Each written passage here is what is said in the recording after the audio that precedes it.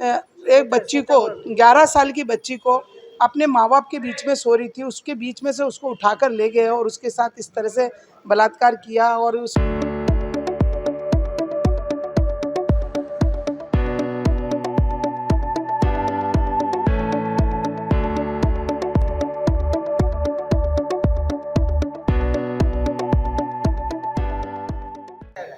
आज हमें जो बीजेपी की सरकार बनी है, उस सरकार के अंतर्गत आप बच्चों के साथ, छोटी छोटी बच्चियों के साथ आप देख रहे हो किस तरह से उनके साथ शोषण हो रहा है, किस तरह से उनको बच्चों को उठा कर ले जा रहे हैं।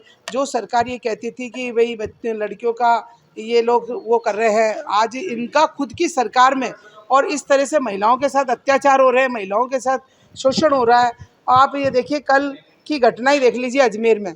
एक बच्ची को 11 साल की बच्ची को अपने माँ बाप के बीच में सो रही थी, उसके बीच में से उसको उठाकर ले गए और उसके साथ इस तरह से बलात्कार किया। और उस बच्ची की मैं कल रेलवे स्टेशन पर जाकर उनके माँ बाप से भी मिली और मैं कल जीएलएन हॉस्पिटल भी गई। उस बच्ची की कंडीशन आप लोगों ने तो देखी।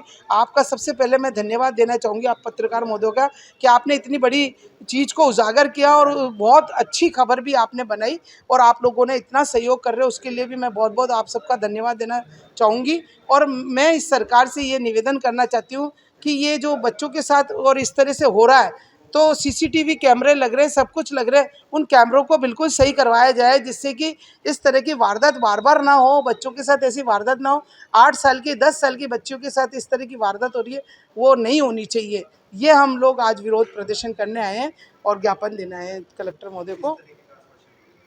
अभी कलेक्टर साहब ने हमको आश्वासन दिया है कि हम लोग जांच करके, अभी पकड़ा तो गया है वो, और भी कोई इसमें लिप्त होंगे उनको भी पकड़ेंगे। और हम कलेक्टर साहब से मांग की है कि उस बच्ची को मुआवजा भी दिया जाना चाहिए, जिससे वो गरीब बच्ची है, उसकी हालत बहुत ख़राब है, उसके घर वालों की हालत ख़राब है। तो हम लोगों ने ये मुआवजे की भी मांग की है। मुआवजा उसका वो दर्द तो दूर नहीं कर सकती, लेकिन कुछ परेशानी दूर हो सकती है। ऐसी चीज़ को हम दूर नहीं कर सकते, लेकिन इस समय उनको सांत्वना के रूप में हम कुछ सरकार अगर मुआवजा देती तो बहुत अच्छा है। और हम इस घटना की बहुत दयनीय निंदा करते हैं। ये महिलाएं वो सारी इस बात की निंदा करती हैं कि इस तरह से बच्चों की जो घटनाएं हो रही है नहीं होनी चाहिए। आज हमारी छोटी बच्चियां, हम भी उन सब के लिए सोचते हैं कि घर से बाहर कैसे निकले। तो ये सब हम इस सरकार के लिए भरसक निंदा करते हैं कि ऐसी घटना नहीं होनी चाहिए, इसके ऊपर रोकथाम होनी चाहिए, कड़ी प्रहार होना चाहिए, सख्त निर्देश देने चाहिए, का सख्त नियम बनने चाहिए। यही हम